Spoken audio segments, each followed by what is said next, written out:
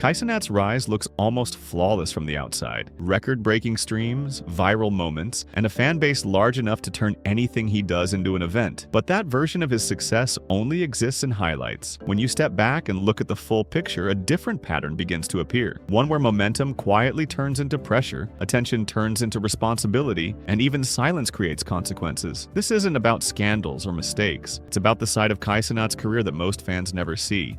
That gap became impossible to ignore during Kai Cenat's 30-day non-stop streaming challenge. On paper, it was one of the most impressive achievements in streaming history. Millions of viewers tuned in, records were broken, clips flooded social media. The event was framed as legendary, the ultimate example of dedication and grind culture paying off. From the outside, it looked like another massive win. But after the stream ended, Kai spoke about what it actually did to him mentally. He described long-lasting psychological effects and compared the experience to symptoms similar to post-traumatic stress. Oh my gosh!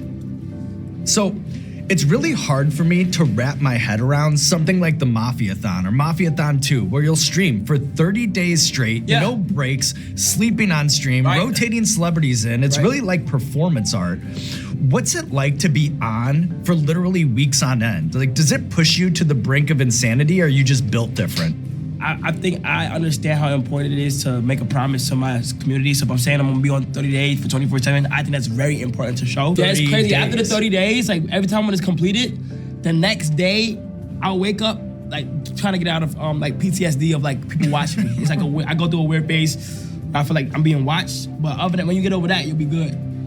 This was not said casually, and it was not said for attention. It was said because the effects did not disappear when the stream ended. This is one of the most important parts of Kai's story that fans rarely sit with. When a creator's biggest achievements are also the moments that cause the most damage, success stops being purely positive. The non-stop performance was celebrated publicly, but the cost was paid privately. And this is not about weakness or lack of resilience. It is about structural pressure. When the system rewards extremes, creators are incentivized to push themselves past healthy limits, even when the long-term consequences are unclear in the moment. I think I understand how important it is to make a promise to my community. So if I'm saying I'm gonna be on 30 days for 24/7, I think that's very important to show.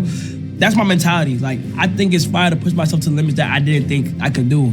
30 days, 24/7, without getting on camera. It's crazy. It's a lot of pressure too, because you wanna make sure everybody that's watching is enjoying the time as well. What made this even more complicated was how Kai's honesty was received. At different points, he opened up about his mental health and the toll that constant visibility was taking on him. He even acknowledged that speaking honestly about these things would likely result in him being mocked. Clips of serious conversations were reduced to reaction content. Vulnerable moments were dissected, debated, and sometimes turned into jokes. The same openness that fans often say they want from creators was treated as just another form of entertainment. This nigga is taking money from his fans and then tells you he's struggling with his mental health. You know how many niggas probably subscribe to him right now that's struggling with their mental health? I hate this nigga so much, bro. Maybe I'm not rich enough to understand why Kai Cenat is struggling with his mental health. Maybe I'm just not in the same echelon as him, and I don't get how a multi-millionaire who gets money from his fans off of subscribers, who just made $5 million off of Mafiathon 3, is struggling with mental health. Maybe I just don't understand what the fuck is going on. A lot of these young streamers be sitting there saying, I'm depressed. What kind of bitch assness is that? Kai Cenat gets on the stage. Oh, I just want to talk about mental health. Oh, shut the fuck up. Shut the fuck. I don't want to hear nothing from a 20-year-old that's a millionaire that makes his money streaming. Get the fuck out of here. Okay? You have no one gives a fuck about your opinion on this shit. You niggas are soft. These young boys making all this money on the internet have no idea how the real world works. This is a quiet contradiction that exists across internet culture. Audiences encourage creators to be real and transparent, but when that transparency becomes uncomfortable or serious, it struggles to exist outside of irony and commentary. Kai did not moralize this, and neither did the creators around him, but the pattern was clear. Vulnerability was allowed as long as it remained consumable. The environment did not punish honesty directly, but it did not protect it either. This pressure did not only come from streaming expectations. It also appeared in moments where Kai chose to keep parts of his life private. One of the clearest examples of this happened when he publicly announced that he was single. The announcement itself was brief, neutral, and direct. There were no details, no accusations, and no explanation beyond the fact that the relationship had ended. From Kai's perspective, this was a simple update. From the internet's perspective, it was an open space waiting to be filled. Almost immediately, speculation took over. Unverified rumors began circulating online, including claims of infidelity, despite there being no confirmation or evidence to support them. Reaction content spread faster than facts, and assumptions quickly hardened into narratives. Because Kai did not expand on the situation, fans and commentators did it for him, turning a private breakup into a public storyline he never endorsed. And moments like this help explain something larger about Kai's position online. For most creators, streams end when the camera turns off. For someone with Kai's reach, the effects continue long after. Millions of people don't just watch him, they react to him, organize around him, and mirror his energy in ways that are difficult to predict or control. That's where the difference between popularity and influence becomes clear. Popularity lives online. Influence spills into the real world. One of the clearest examples of this happened in New York City during what was meant to be a simple giveaway. From Kai's perspective, the idea was straightforward. He wanted to give back to fans by handing out PlayStation consoles. This type of gesture was consistent with how he had interacted with his audience in the past. Generosity, excitement, and spontaneity had become part of his brand. But when the announcement went public, the response quickly escalated beyond anything that could reasonably be managed. What fans saw in the moment was chaos framed as hype. Clips circulated showing massive crowds, people climbing structures, and the energy of thousands of fans gathered in one place. To many viewers online, it looked like another viral moment, another example of Kai's unmatched pull. But what was happening on the ground told a very different story. The gathering turned into a public safety incident. People were injured, property was damaged, law enforcement intervened, arrests were made, including minors, and Kai himself was taken into police custody as authorities tried to regain control of the situation. This is where the hidden weight of influence becomes impossible to ignore. Kai did not instruct anyone to act violently. He did not ask for destruction. He did not intend for the event to spiral out of control, but intent did not erase outcome. You feel what I'm saying? But after Friday, bro, I've come to realize the amount of not only power, but influence that I have on people. You feel what I'm saying? I've come to realize that bro, and I'm saying that to say this. I am beyond, bro, disappointed. Beyond disappointed in anybody who became destructive that day, bro. 100%, bro. That's not cool, man. None of that is cool, bro. You feel what I'm saying? After the things that I seen, I'm beyond disappointed in the things that went on Friday.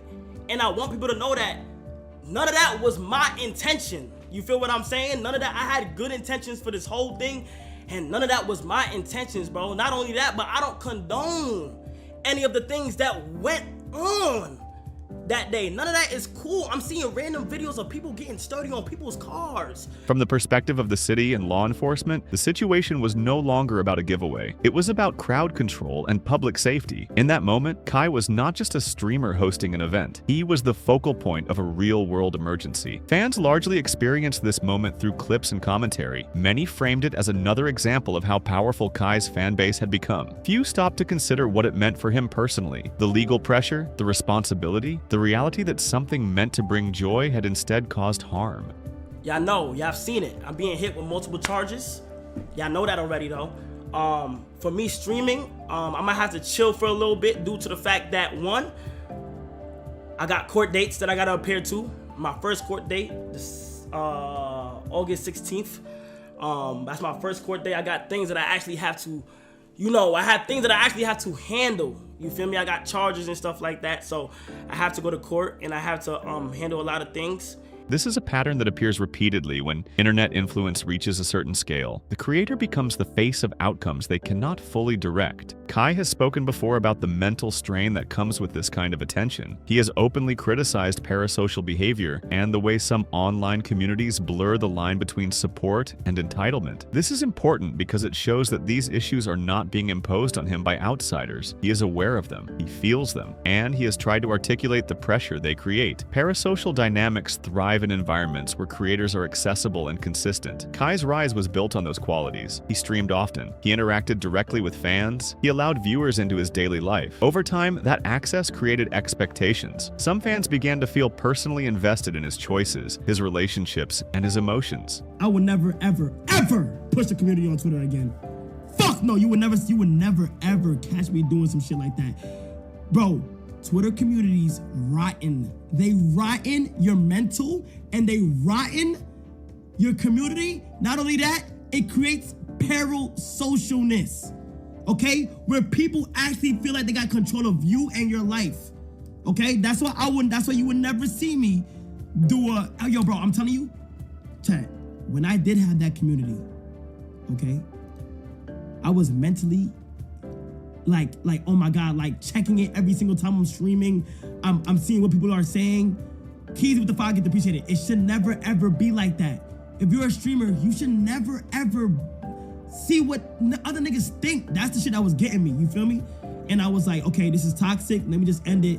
When you connect this back to earlier moments, like the breakup speculation or the Union Square incident, a consistent pattern emerges. Silence becomes speculation, influence becomes responsibility, attention becomes pressure. None of these things require bad intentions to exist. They are the natural result of scale in an attention-driven system. When people look at Kai's career from the outside, it is easy to focus on the wins, the numbers, the influence, the cultural relevance. But behind those metrics is a person navigating a level of scrutiny that never fully turns off. A person who has learned that saying less can sometimes cause more noise, and a person who has seen firsthand how quickly enthusiasm can turn into consequence. In the end, this is not a story about blaming fans or criticizing success. It is a reminder of what happens when connection scales faster than systems are built to support it. Kai Cenat did not just build a fan base, he built a level of attention that reshaped how his life unfolds in public, and once attention reaches that size, it stops being something you can step away from easily. It becomes something you have to carry, whether you are ready for it or not. If you made it this far, consider hitting that like button, drop a comment, and I'll see you in the next one. Peace.